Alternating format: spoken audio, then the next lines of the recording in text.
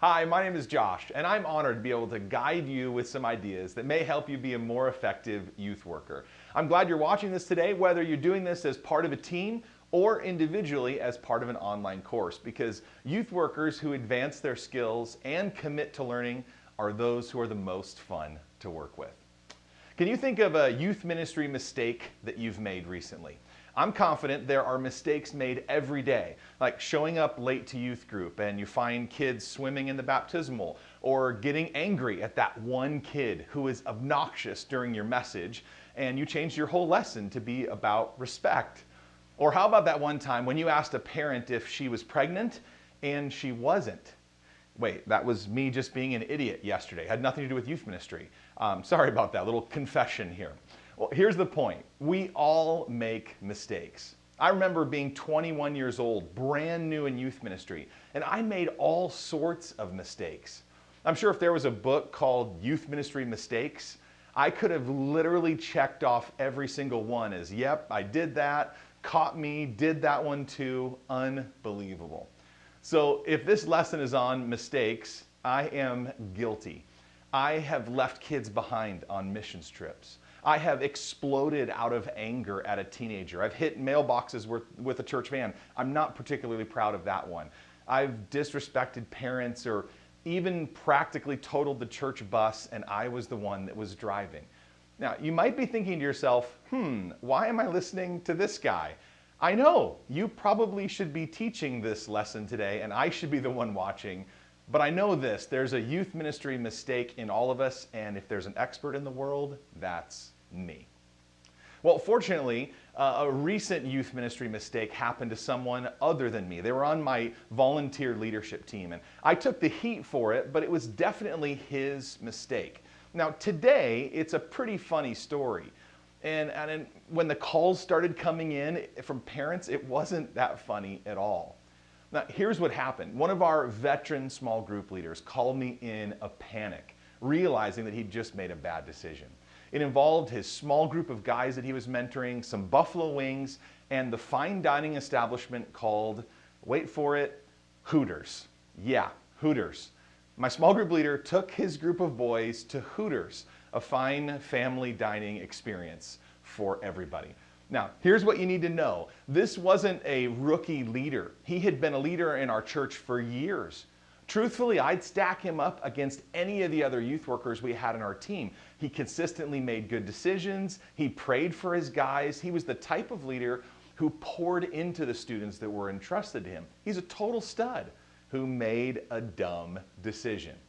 Well, here's what happened. He was joking with some of his guys that they should go celebrate after a big accomplishment, and they should go to Hooters.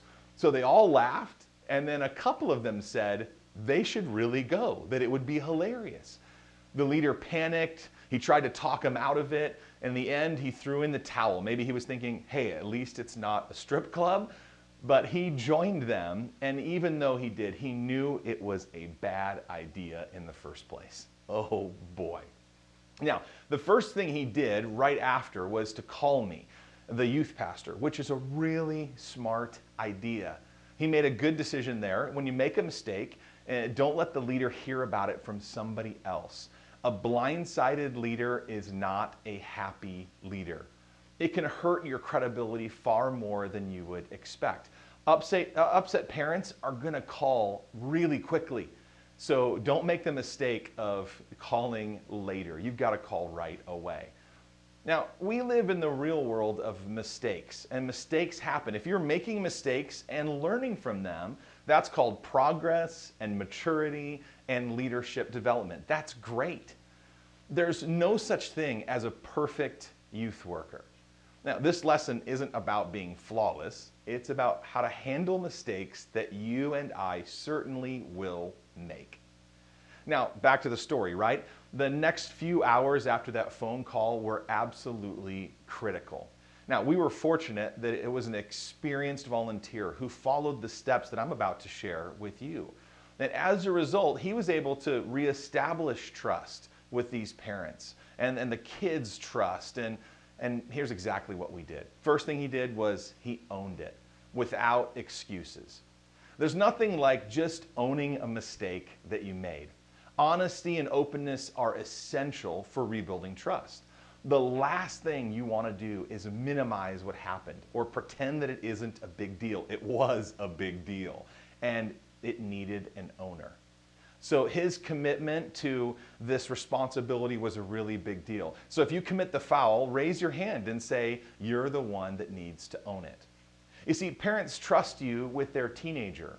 And within that trust, they don't expect you to just be a friend or act like a teenager. You are their leader. Teenagers have plenty of friends in their life. What they need you to be is a caring adult, a leader, and then their friend. So when you own your mistake, be sure you give all of the details to what happened so that that information that comes out later, boy, it will really attack your credibility if new things are discovered. The more damning that information is after the fact, when you should have just confessed everything, it's going to erode your trust. When you make a mistake, own it so that you can move forward. The second thing our leader did was he completely apologized for what he had done, began the process of starting over.